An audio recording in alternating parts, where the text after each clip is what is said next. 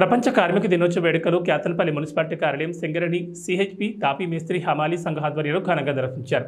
సిహెచ్పిలో AITUC ప్రధాన కార్యదర్శి Sitaramayya, municipal కార్యాలయంలో పారిశుద్ధ్య కార్మికుడు నారాయణ, తాపీ మేస్త్రి హమాలీ సంఘ ఆధ్వర్యంలో అధ్యక్షులు గాండ్ల సమయ జెండాను ఆవిష్కరించారు. ఈ సందర్భంగా మాట్లాడుతూ 8 గంటల పనిదినాల కోసం కార్మికుల పోరాటాల ఫలితమే నేడు కార్మిక దినోత్సవం జరుపుకోవడం జరుగుతుందని తెలిపారు. హక్కుల సాధన కోసం అన్ని రంగాల కార్మికులు ఐక్యతతో ఉండాలని కోరారు.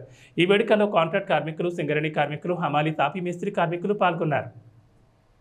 కార్మిక వర్గానికి అందరికీ కూడా 138వ మేడే శుభాకాంక్షలు తెలియపరుస్తూ 138 సంవత్సరాల కంటే ముందు అంటే 1836 కంటే ముందు ప్రపంచవ్యాప్తంగా ఏ దేశంలోనైనా కార్మికులు అనేవాళ్ళు 16 గంటలు, 18 గంటలు, 20 గంటల పనిదినం ఉండేది.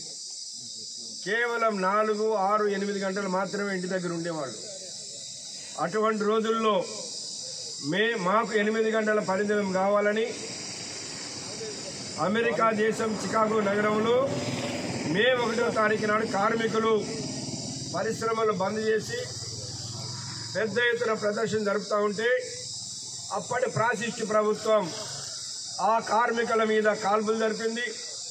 ఆ కాల్పుల్లో వేలాది మంది కార్మికులు రక్తం మడుగులో పడిపోయి తమ అంగీలని ఆ రక్తం మడుగులో ముంచి పైకి లేపి ఇదే కార్మికుల జెండా, ఈ జెండాతోటి కార్మికుల హక్కులు సాధించుకుంటారని వేలాది మంది కార్మికులు చనిపోయేటప్పుడు చేసిన ప్రతిజ్ఞతోటి ఎర్ర జెండా వచ్చింది. ఈ ఎర్ర జెండా నాయకత్వంలోనే ప్రపంచవ్యాప్తంగా కార్మికులు అన్ని దేశాల్లో కూడా 8 గంటల పనిదినం సాధించుకోవడం జరిగింది.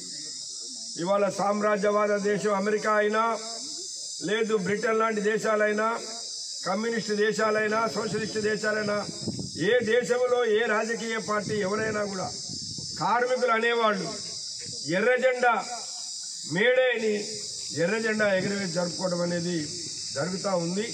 ఆ వేలాది మంది కార్మికుల ప్రాణత్యాగాలకి గుర్తుగా ఈనాడు మేడే దినోత్సవాన్ని కార్మిక వర్గం జరుపుతూ ఉంది. భవిష్యత్తులో కూడా కార్మిక వర్గం తమ హక్కులు కాపాడుకోవడానికి ఈ మేడే స్ఫూర్తితోటి పోరాట కార్యక్రమంలో పాల్గొనాలని ఏఐటీసీగా కార్మికులకి విజ్ఞప్తి చేస్తాము.